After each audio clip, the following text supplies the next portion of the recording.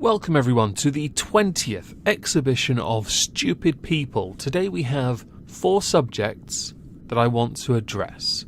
And we're going to start with Prince Harry. Is he now the artist formerly known as Prince Harry yet?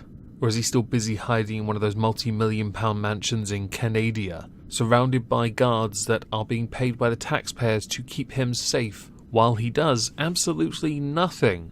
No? Okay. Well, Prince Harry got himself into a spot of bother a few years ago, and because of it, he decided to take the Mail on Sunday, a tabloid in the United Kingdom, to a editor's code of practice related hearing, because they wrote an article titled "Drugged and Tethered: What Harry Didn't Tell You About Those Awe-Inspiring Wildlife Photos." They were published on April 28th last year. This is the photo from Harry's official Sussex Instagram account. He posted it to mark Earth Day. The newspaper claimed that they don't tell the full story, and that is true. See, the image is cropped out quite conveniently because the animal in that picture is in fact drugged and tethered. So while it looks rather profound to one person, the rest of us see the honesty and realise, no. Now, of course, Harry did actually say he had not misled the public by cropping the photos. The Press Standards Organisation determined that there was no breach of code by the Mail on Sunday. Harry had claimed that he linked back to the website where in fact a full description and video of the animal being tranquilised and tethered took place, and that these photos had been freely available since 2016. I think they are right. You used it to mark Earth Day, but by doing it you used a drugged and tethered animal to make some profound statement about the importance of Earth Day, all the while unironically holding an animal in captivity so you could get your sweet, sweet picture. While I'm not a fan of the UK tabloids, I have to side with them on this one, Harry. Enjoy private life. I hear it's doing wonders for you and your security who are going to the shops for you. Next, I want to take you on a tale of absolute beauty, a journey that will absolutely astonish all of you. I mean, it is absolutely awe-inspiring and truly 100% makes me not want to do anything remotely similar to this absolutely bull hockey idea, maybe. For this, we need Julian Glander, a verified user on Twitter who I know literally nothing about beyond the tweets he put out, where he had claimed that he is such a fan of flaming hot Cheeto dust that he got them permanently tattooed to his fingertips. We'll get to that in a moment. Let's just talk about that.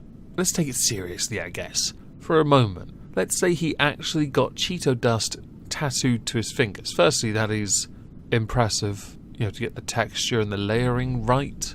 Yes. But second, do you want to shake hands with someone that looks like they don't wash them? No, I don't think you would either. And do you want to lick their fingers? I mean, if you see them, surely it's open season and we can take them off, take them home and lick them until there's no Cheeto dust, which would be a huge discourtesy to people who would do that, because all their taste is skin and ink and maybe a little blood. Right. Well, now I've exhausted that. There's an update to it.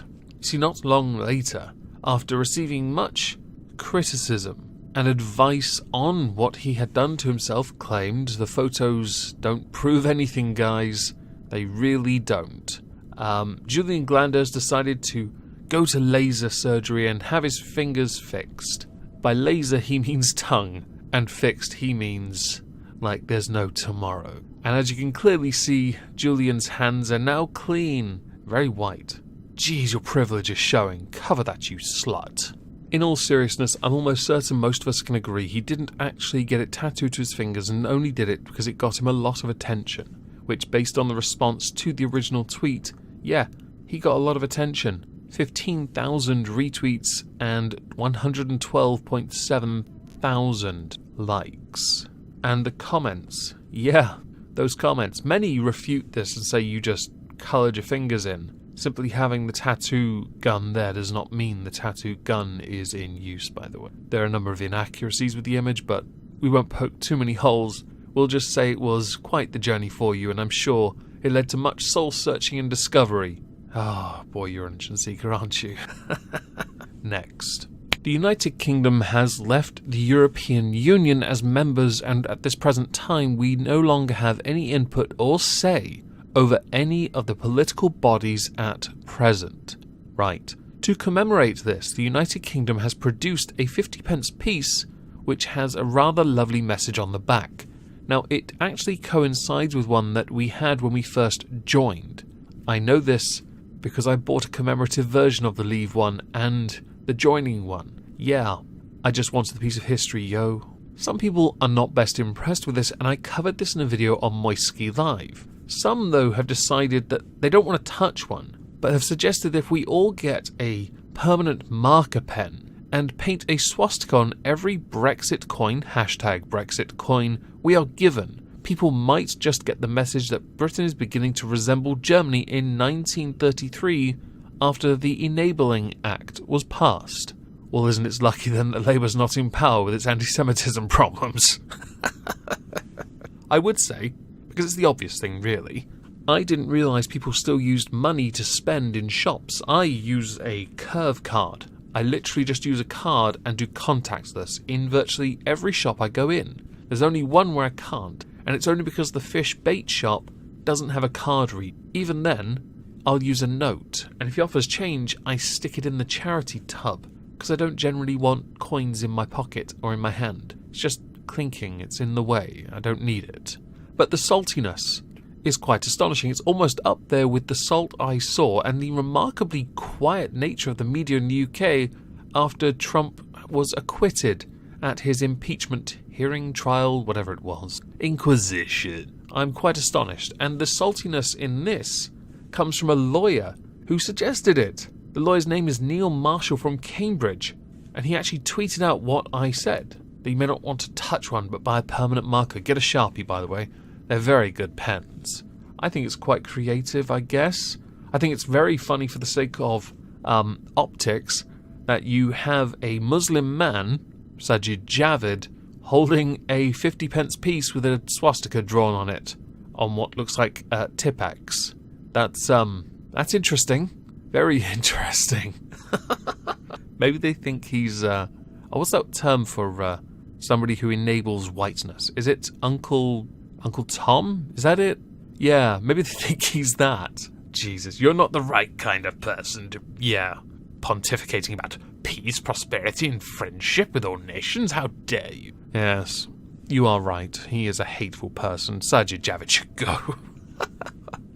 If you can't defeat an idea fairly, democratically, resort to bad tactics on bad targets. Because it makes you look so clever, Neil. Next. For our final article, we are going to cover a man called Mark Royden. Who is Mark Royden? This should be a Judge Moist thing, by the way. Mark Royden is a man from Kent who went to the Salisbury Cathedral because he believed something there was not the real version of what he tried to steal. Now, this is what he tried to steal, an 805-year-old document, and he believed it was not the real deal. To do this, he caused £14,466 worth of damage, and he went to the cathedral's medieval chapter house where this particular document was on display. Have you guessed the document yet? Now, he was originally chased, detained by somewhat good-spirited members of the public, because seriously, you tried to steal something quite historical. Somewhat more amusing is that the very thing he tried to steal, states that no free man may be imprisoned other than by the lawful judgment of his peers. Have you got it now? It starts with mag and ends with Nakata. It was one of the remaining 4 pages to be known to exist. It should be noted, in all seriousness, Mr. Royden has actually had 23 previous convictions covering 51 offences, including theft and criminal damage. Mr. Royden rather unfortunately suffers from a severe case of brain damage from a car accident in 1991 and is typically aided by his carer.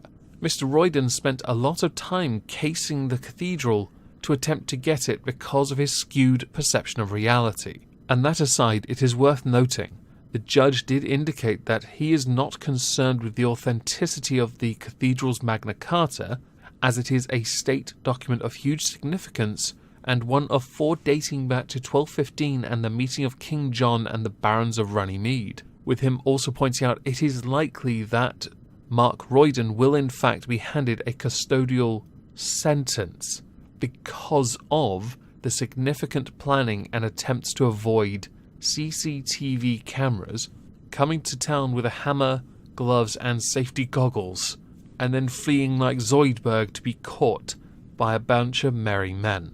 Enjoy prison, I guess? The irony part's probably my favourite bit. As with all subjects I cover in this series, I'm very much interested to know what you think is the stupidest. Is it Prince Harry? Is it Julian Glander? Is it the lawyer Ramona? Or is it Rejoiner now? Or is it Mark Royden? Please do let me know in the comments down below.